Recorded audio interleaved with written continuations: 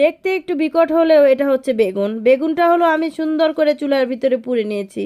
অনেকেই এক একভাবে করে বেগুন ভর্তা খায়, আমি আমার মতো করে খাই। আমি চুলায় পুড়ে বেগুনটাকে ভর্তা করে খুব আমার কাছে ভালো লাগে এভাবে করে খেতে। তা আপনাদের কার কার কাছে খেতে ভালো লাগে অবশ্যই কমেন্ট করে জানাবেন। পুরা বেগুনটাকে প্রথমত আমি ওর গা থেকে এই পুরা পুরা অংশগুলোকে ছিলে নেব। ছিলে নেওয়ার পরে এই বেগুনটাকে আমি সুন্দর করে এভাবে করে ভালো করে দেখে নেব যে এর মধ্যে কোনো পোকা আছে কি না। এটা একটু সময় নিয়ে করতে হয়, আপনারা সময় নিয়ে যদি না করেন কেউ কিন্তু বুঝবেন না। একবারে শর্টকাটভাবে আমি আজকের রেসিপিটা দেখাবো। তো এইভাবে করে যখন দেখলাম যে এর মধ্যে কোনো পোকা নেই, তারপরে আমি নিয়ে নিয়েছি হচ্ছে এর সাথে দেব কিছু কাঁচামরিচ কুচি আর কিছু পেঁয়াজ কুচি। এগুলোকে আমি একসাথে করে সুন্দর করে মাখিয়ে নিব। যেহেতু আমি বেগুনের ভর্তা করব, তো আমি ঝালটা একটু বেশি খাবো।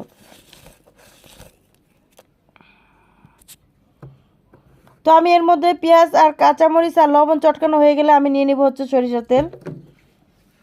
সরিষার তেলটা যত ভালো করে দেওয়া যায় অতই ভালো লাগে বেগুনটা খেতে। তো আমি এই আঙ্গুল দিয়ে এভাবে পিস পিস করে নিচ্ছি কেটে। এখন আমি বেগুনটাকে ভর্তা বানাবো।